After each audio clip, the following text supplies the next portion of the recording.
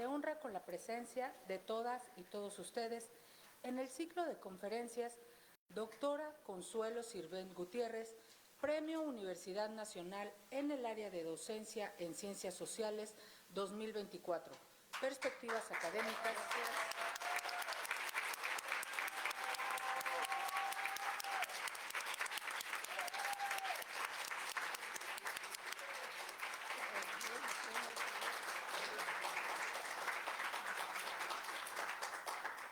Damos inicio a este acto saludando la presencia en presidium de la doctora Sonia Venegas Álvarez, directora de la Facultad de Derecho de la UNAM.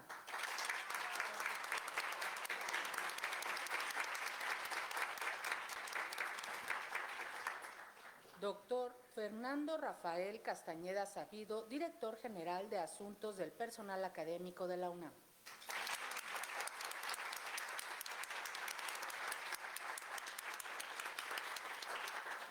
Doctora Rosa Carmen Rascón Gasca, secretaria académica de la Facultad de Derecho.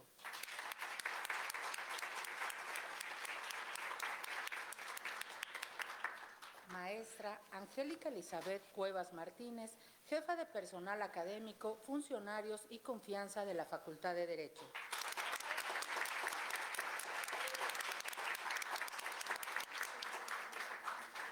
Y nuestra homenajeada, la doctora Consuelo Sirvent Gutiérrez.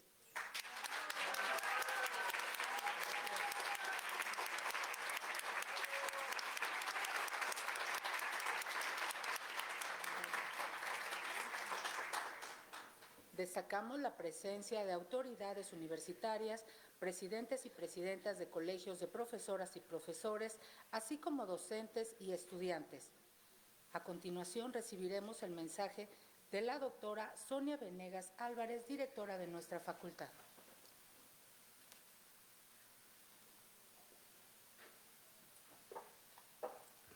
Muy buenos días tengan todas, todos ustedes.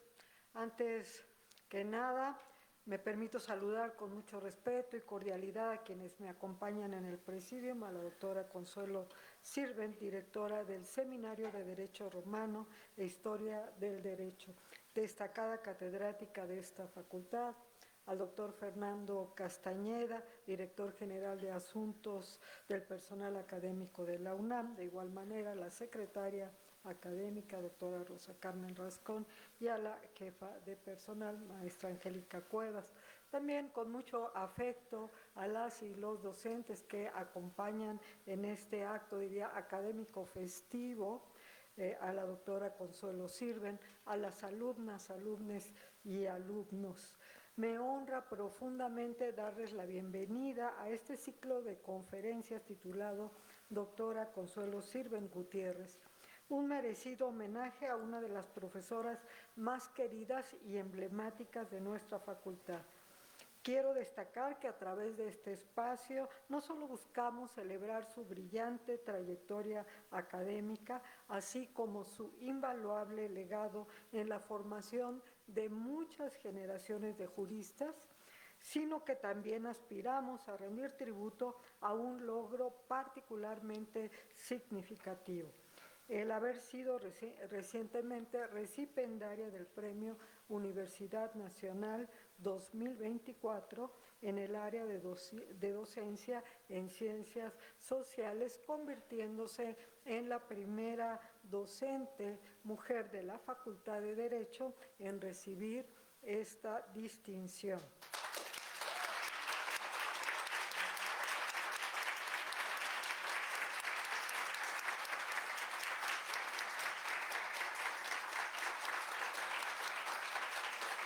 La doctora Consuelo Sirvent Gutiérrez, oriunda de Tuxtla Gutiérrez, Chiapas, inició su trayectoria profesional en 1976 en la Facultad de Derecho. Después de obtener su título de licenciada en Derecho, prosiguió sus estudios de posgrado en la misma institución, obteniendo el título de doctora en Derecho. Su incesante afán de superación académica se manifiesta con claridad en el rico y amplio caudal de actividades de educación permanente que ha cultivado con una constancia ejemplar, así como las múltiples estancias de investigación y cursos formales que ha llevado a cabo tanto para el alumnado como para los docentes, tanto a nivel nacional como a nivel internacional, entre las que destacan los periodos de estudio en las universidades de Salamanca, España, en la Universidad de Córdoba, Argentina, y en la University of Cambridge, en Inglaterra. Su impulso por la excelencia no se ha limitado a su entorno inmediato, sino que ha superado cualquier barrera espacial. La doctora Sirven, por más de 4 décadas, ha desplegado su magisterio en los vastos y fecundos campos del saber jurídico, impartiendo cátedra tanto a nivel licenciatura como posgrado, abarcando en esta última los 3 grados: especialización, maestría y doctorado, forjando con una dirección docta y espíritu incansable las inteligencias y voluntades de más 3.500 estudiantes, que como estrellas nacientes fueron iluminados por el brillo de sus enseñanzas. Entre sus aportaciones más relevantes a la docencia universitaria destaca su intervención activa en la creación de la asignatura Sistemas Jurídicos Contemporáneos, misma que ha sido incorporada como materia obligatoria en todos los planes de estudio a partir de 1993, lo cual evidencia que la doctora Sirven ha sido y sigue siendo una visionaria y pionera en esta y algunas otras áreas del entendimiento jurídico. Aunado a ello, el genio prolífico de la doctora Sirven ha hallado expresión en más de 11 títulos de su autoría, encaminando también su sapiencia, coordinando, colaborando y prologando más de medio centenar de obras monográficas y de consulta, todas ellas de la excelencia académica, la búsqueda de la superación académica, el trabajo de no solamente de producir conocimiento, sino de producir productores de conocimiento.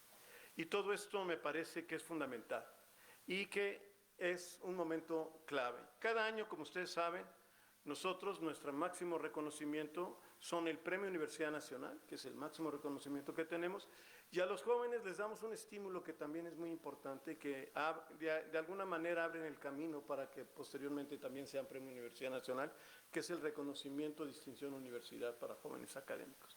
Estos 2 premios son clave y cada año los otorgamos en todas las áreas de nuestra universidad.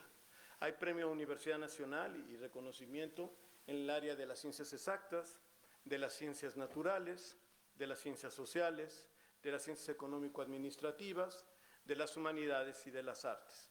Y también hay premio y reconocimiento en el caso de los maestros de bachillerato, tanto en el área de ciencias naturales y exactas, como en el caso de las ciencias sociales, humanidades y ciencias económico-administrativas. Y también premiamos la innovación, premiamos la creación artística, que son también reconocimientos al talento, al genio, a la imaginación de nuestros universitarios. Yo creo que esto es un motivo para que todo el mundo se sienta reconocido, porque al final de cuentas lo que estamos es premiando el trabajo de todos los universitarios. Una cosa que uno descubre cuando participa en estos premios es realmente muy agradable tener que darles la buena noticia. Llegan a veces un poco como nerviosos porque por un ritual que no sé desde quién lo inventó, pero no se les dice por qué se les cita en la DGAP. Entonces, y eso lo sabe la doctora, no se les dice por qué se les invita, y entonces algunos sospechan, pero algunos no tienen la menor idea. Y entonces cuando llegan realmente se sienten muy agradecidos y conmovidos y reconocidos precisamente por su trabajo. Y lo que uno encuentra es un talento por todos lados, en todos los aspectos y áreas de nuestra universidad. Realmente nuestra universidad es motivo de orgullo porque de verdad tenemos talento por todos lados, sobra talento, y es muy importante seguirlo promoviendo y seguirlo estimulando. Y bueno, el ejemplo es precisamente la doctora Sirven, que ya leyó la señora directora, parte de su currículum, pero la verdad es que es impresionante sus 25 ediciones de su libro, es muy impresionante su vocación y su interés por el derecho comparado en el caso de derechos humanos y en particular en el caso de las mujeres en las familias jurídicas, no sé si estoy siendo correcto, pero es el término que usa la doctora, creo, ¿no? De familias jurídicas. Y este interés en el caso del Islam me llamó mucho la atención, y el caso de las mujeres, las religiones y los sistemas jurídicos. Creo que habla precisamente de ese talento, de ese compromiso, de esa vocación de saber, y creo que es un excelente ejemplo de lo que es el Premio Universidad Nacional. Y por eso con mucho gusto estoy aquí, para también homenajearlo. Enhorabuena y muchas felicidades. Muchas gracias.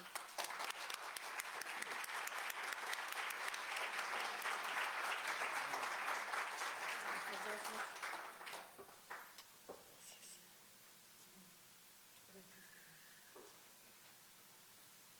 Es momento de escuchar la conferencia magistral La condición de las mujeres en los distintos sistemas jurídicos, dictada por la doctora Consuelo Sirven Gutiérrez. Gracias. Muy buenos días. Les agradezco la presencia de todos ustedes a este evento y agradezco el apoyo de las autoridades de la Facultad de Derecho, como es el caso de la directora Sonia Venegas, que me ha apoyado, el consejo técnico que me propuso. Agradezco al doctor Fernando, Rafael Castañeda, Sabido,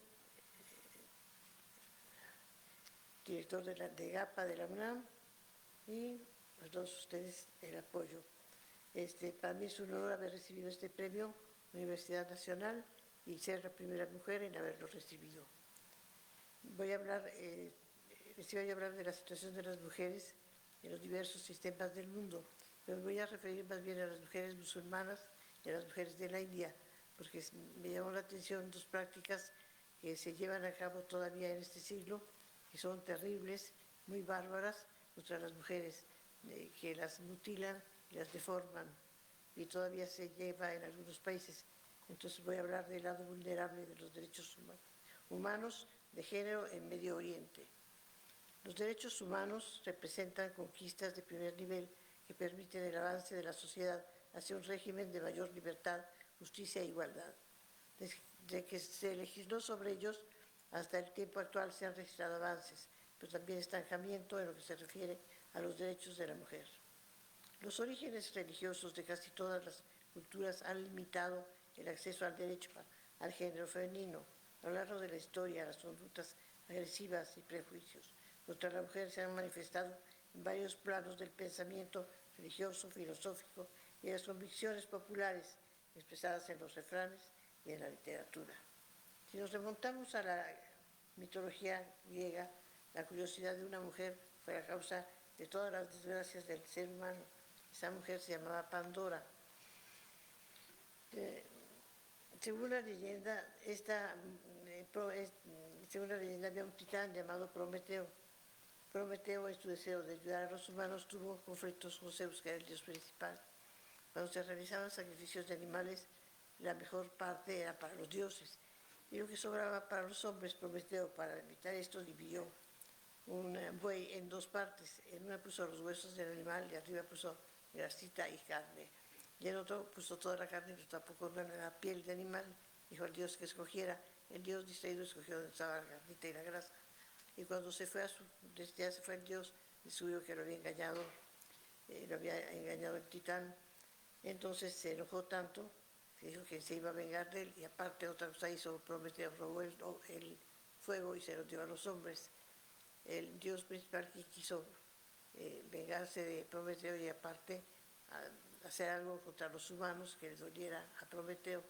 Entonces mandó a un dios que se llamaba Vulcano a que hiciera una mujer y le dieron vida a la mujer y le dieron una ánfora con todos los males que iban a quejar a la humanidad y la mandaron a la tierra. La mujer era curiosa, lo llevó a la tierra, abrió el ánfora y salieron todos los problemas. Trató de cerrar el ánfora rápidamente, pero ya no pudo. Lo único que se salvó, que no salió, fue la esperanza. Quedó al fondo del ánfora en forma de un pajarito verde. Este ejemplo de la mitología, también son muchos ejemplos de la mitología griega, se habla de que son mejores los hombres, de la importancia de los hombres. Por ejemplo, en lo que se refiere a la paternidad, también en la mitología griega se estableció que es más importante la paternidad que la maternidad. Se dice que cuando los griegos iban a zarpar a la guerra de Troya, el viento no era favorable y el ejército estaba desesperado. Por fin el adivino Calcas declaró que los dioses le habían hablado. La diosa Artemis estaba enojada. Uno de sus soldados, de los griegos, había matado a un animal sagrado. La única forma de calmar el viento y la ira de la diosa era sacrificar a una doncella real. Agamenón era un rey y él tenía una hija, doncella, y entonces él no dudó en sacrificarla con tal de irse a la guerra. Le mandó a decir a su esposa que había acordado casar a su hija con Ifigenia, con un guerrero muy importante que era Aquiles. Ifigenia muy contenta, muy contenta, arreglaron a la novia, la mandaron y la sacrificaron y las naves pudieron zarpar para Grecia. Ya el mar estaba tranquilo y zarparon felices. Al cabo de 10 años la guerra terminó y regresó Agamenón a su casa. Su esposa Ifigenia, su esposa no había olvidado que habían matado a su hija y aparte ya tenía un amante. Entonces la esposa mató a su marido, mató a Agamenón. Los hijos de Agamenón mataron a su madre. Los hijos mataron a su madre. Mataron a su madre y cuando se supo eso los dioses se enojaron mucho porque dijeron que los hijos maten a su madre es un delito muy grave, deben de morir lapidados. Pero un dios se apiadó y dijo, no, porque era una madre indigna, no deben ser muertos a pedradas. Entonces dijo Apolo, la madre es nada más un surco donde se pone una semilla, lo que importa es la semilla. Entonces empezaron las discusiones y 6 dioses estuvieron a favor de que se le lapidara y 6 dioses en contra. Entonces mandaron a llamar a la diosa Palas Atenea, que era la diosa de la sabiduría, porque nació de la cabeza de Zeus. Entonces le dijeron que ella decidiera. Entonces ella es la que iba a decidir. Ella votó contra la madre diciendo que lo que importaba era la semilla, no el surco inerte, por lo que una diosa carente de madre dio vida eterna al poder del hombre. Otro personaje es Lilith, remota invención femenina que transitó de Sumeria al antiguo judaísmo. Se dice que fue la mujer de Adán, incluso lo pueden leer ustedes en el Génesis 27 y dice, y Dios creó al hombre a su imagen, los creó varón y hembra, y los bendijo y les dijo, fructificad y multiplicaos. Desde que la pareja estuvo junta comenzó a discutir, ella se oponía a permanecer por debajo de él en el momento de copular, si quisiera cambiar de posiciones no sería. Ella alegaba que eran iguales y provenían del mismo barro. Y ante la negativa de él, ella lo abandonó. Adán se fue a quejar con Dios y Dios mandó a los ángeles para que regresaran por ella. Ella no quiso regresar y se considera una diableza, peligro para las parturientas, para los recién nacidos, representa un demonio nocturno, maligno, porque está como los hombres. No entendieron que tenía su propio erotismo. Lilith también representa a la primera mujer suplantada por otra inferior y sumisa. La inferior y sumisa que me refiero es a Eva, que representa la debilidad ante el pecado, causante de todas las desgracias. En Génesis 321 dice, y de la costilla que Jehová, Dios, tomó del hombre, hizo una mujer, y la trajo al hombre, esta mujer se mueva. Dios le dijo que no comieran el fruto de un árbol, pero el diablo en forma de serpiente convenció a Eva para probarlo, y ella lo hizo. Y a su vez ella convenció a Adán para que lo probara. Ante esto Dios los corrió del paraíso. No se critica a Adán, se critica a Eva, es la causante de todos los males. Sin embargo, ella fue convencida por un diablo. En cambio, él fue convencido por Eva, quien es más débil. Estas reflexiones mitológicas y bíblicas nos dan la explicación clara de la concepción discriminatoria original del género femenino. Mientras Lilith es creada a imagen y semejanza, Eva es un apéndice de tal suerte a que al final se reconoce la superioridad absoluta del género masculino. De este origen y de otros emana la concepción absolutamente machista de la historia. Desde los tiempos, las mujeres han sido conceptuadas como objetos al servicio del varón. El género humano ha discriminado a la mujer, son las esclavas, las prostitutas, la amante cuyo centro de vida es el hombre. Lo observamos en nuestro país con claridad en las comunidades indígenas, donde a las mujeres se les conculca su derecho de voto y su participación política, donde existe todavía una bárbara costumbre de vender a muchachas jovencitas, particularmente en las zonas de Guerrero, Oaxaca y en mi estado Chiapas. En pleno siglo XXI, las mujeres siguen siendo discriminadas y sus derechos humanos son simplemente un catálogo de promesas incumplidas. Por eso quiero subrayar que no solo en el Medio Oriente, sino en el mundo, los derechos de la mujer en muchas ocasiones son letra muerta frente a la complacencia de una sociedad machista. En Oriente Medio, la religión, voy a hablar de las mujeres en el Islam, de un problema que tienen ellas. En Oriente Medio, la religión imperante es el Islam. Islam significa sumisión a la voluntad divina, y los que creen en esa religión se les dice musulmanes. La base geográfica de esa religión está en Arabia. Su libro sagrado es el Corán o Al-Corán, compuesto de 114 capítulos llamados asuras. Y estos a su vez se dividen en versículos llamados aleyas. El fundador de esa religión fue Mahoma Mohamed, que significa digno de alabanza. En el Corán, en el artículo 4, versículo 34, se establece: los hombres tienen autoridad sobre las mujeres en virtud de la preferencia que Alá ha dado a unos más que otros, y de los bienes que gastan en ellas. Las mujeres virtuosas son devotas y cuidan en la ausencia de sus maridos lo que Alá manda que cuiden. Amonesta a aquellas que temas que se rebelen. Déjalas solas en el lecho. Pégales si no te obedecen. Si te obedecen, ya no te metas más con ellas. El capítulo 4, versículo 15 dice: llama a 4 testigos de vosotros contra aquellas de vuestras mujeres que cometan deshonestidad. Si atestiguan, recluidlas en casa hasta que la muerte, o hasta que mueran, o hasta que Alá les procure una salida. El Corán fija en 4 el número de esposas y deja indeterminado el número de concubinas. La esposa debe al marido la prestación conyugal y la obediencia. El hombre puede casarse con una mujer no musulmana, pero que sea de una religión revelada. No así la mujer, que solo puede casarse con un hombre a la vez y únicamente se puede casar con un hombre musulmán. En cuanto a la herencia, el hombre tiene derecho a recibir el doble de la mujer.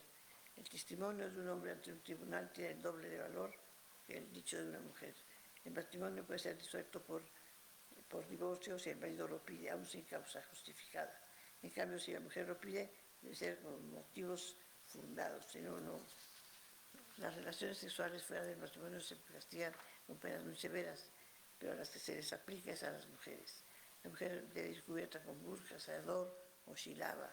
La mujer en una situación de inferioridad, subordinada al marido, comprada como mercancía y recluida en su casa. Ahora hay una costumbre que se lleva a cabo en Medio Oriente y África, es la mutilación genital femenina o cliterodectomía. Esta es una práctica bárbara y cruel, pero desgraciadamente persiste. Se practica en muchos países musulmanes, pero hay que aclarar que no es una práctica musulmana, no está en el Corán, no está establecida en el Corán. Es una práctica que nació en África y la han tomado los musulmanes, como lo han tomado los católicos, los protestantes, ateos en esas regiones. Pero entre los musulmanes ha tenido mucho éxito. Esta operación se realiza con el fin de que la mujer no tenga placer sexual. Se le ha comparado con la circuncisión masculina, pero es mucho más drástica. Una analogía más apropiada es entre la clitoridectomía y la penectomía, es decir, cuando la totalidad del pene es removido. La mutilación genital femenina se practica generalmente en condiciones poco higiénicas, utilizando instrumentos filósofos no esterilizados como navajas de afeitar, pedazos de vidrio, cuchillos. De acuerdo a la Organización Mundial de la Salud, hay alrededor de 115 millones de mujeres mutiladas de esta manera, principalmente en África. Una de las explicaciones más más comunes de este fenómeno es la costumbre local. Con frecuencia se escucha a las mujeres decir que debido a que siempre es hecho, no tiene por qué cambiar esa costumbre. Una niña que no es circuncidada es considerada impura y por lo tanto incasable. El objeto de tal práctica es anular el placer sexual de la mujer a una corta edad para que en el futuro no se vea tentada por malos deseos. Se les practica esa mutilación cuando tiene entre 5 y 7 años.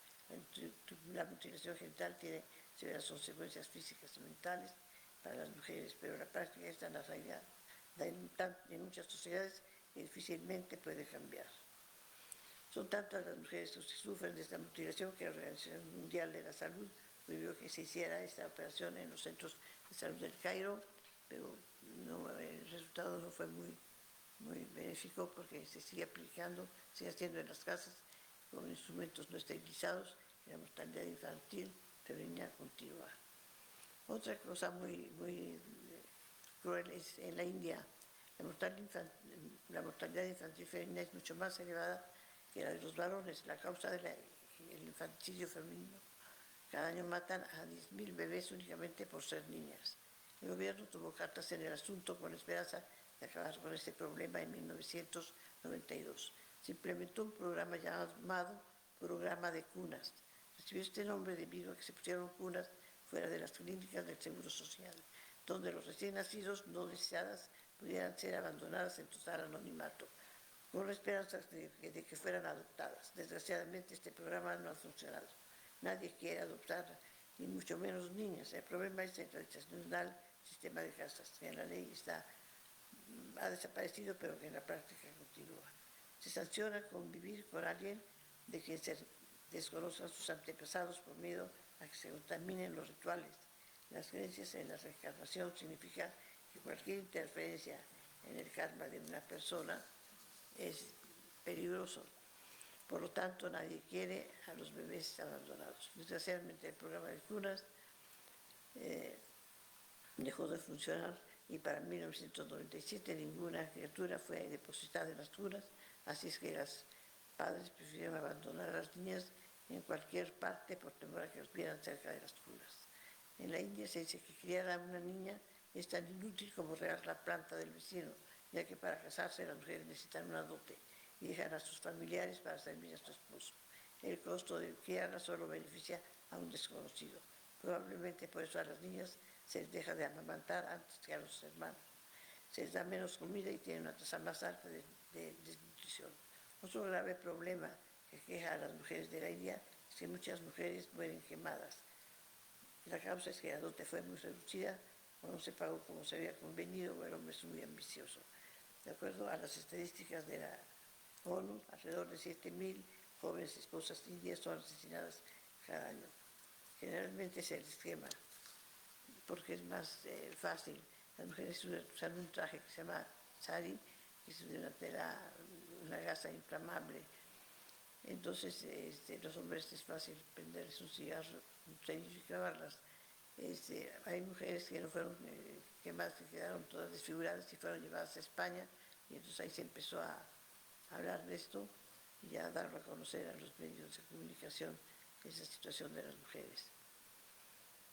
Entonces sigue esa de la India, luego se trató de limitar eso en las grandes ciudades de la India como en Nueva Delhi, pero sigue practicándose y muchas mujeres siguen muriendo quemadas. A pesar de todo lo anterior, existen excepciones. Hay mujeres que han destacado en esos países en distintas ramas del conocimiento. Por ejemplo, en la política ya hubo una primera ministra musulmana, como fue Benazir Bhutto, y una musulmana premio Nobel, como fue Malala Yousafzai, y una hindú primera ministra, como fue Indira Gandhi. Benazir Bhutto fue la primera mujer en ocupar el cargo de primer ministro en un país musulmán, de 1988 a 1990 y de 1993 a 1996. Murió asesinada en el 2007 cuando era líder del Partido Popular de Pakistán. Ella dijo: los que persiguen la paz nunca se detienen ante los obstáculos, especialmente los construidos de fanatismo, intolerancia y tradición. Luego, Malala, la joven que recibió el Premio Nobel de la Paz. En el año 2012 los talibanes le dispararon por defender el derecho de las niñas de ir a la escuela. Un año después, en la ONU dijo: los extremistas tienen temor de los libros y las plumas, tienen temor a las mujeres. Vamos a levantar nuestros libros y plumas, son nuestras armas. Luego dijo, cuando recibió el Premio Nobel: yo no hablo por mí, sino por aquellas cuya voz no puede ser oída, aquellas que han luchado por sus derechos, su derecho a vivir en paz, su derecho a ser tratados con dignidad, su derecho a la igualdad de oportunidades, su derecho a ser educados. Indira Gandhi fue la primera ministra en la India en 1966 y 1977, y luego de 1980 a 1988, 84, año en que fue asesinada. Ella dijo: para liberarse, las mujeres deben sentirse libres, no para rivalizar con los hombres, sino libres en sus capacidades y personalidad. Como conclusión, considero que a lo largo de la historia la mujer rara vez ha tenido conciencia clara de su servidumbre, porque ha sido considerada y tratada como un ser inferior, una esclavitud que dura centenares de generaciones, termina convirtiéndose en una costumbre. Nos damos cuenta de eso. Y de este modo muchas mujeres se han habituado a considerar normal este estado de inferioridad que cuesta trabajo persuadirlas de lo indigno de su posición, que debe aspirar a ser en la sociedad un miembro investido de iguales derechos que el hombre.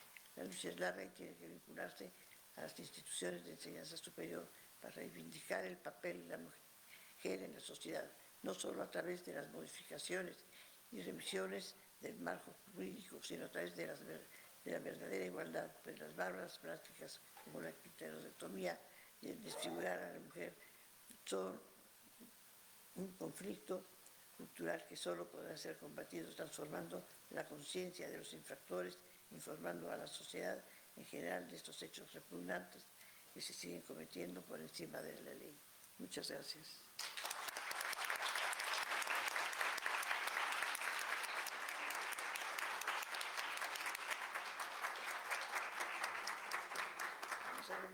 Es así como damos por terminado este homenaje, no sin antes les voy a pedir que nos pongamos en pie y entonemos nuestro tradicional Goya para despedir este homenaje. Les recuerdo que la mesa 1 continúa una vez que hayamos despedido a nuestro presidio. México, Pumas, Universidad. Goya, Goya, cachún, cachún, rara, cachún, cachún, rara. Goya, Universidad.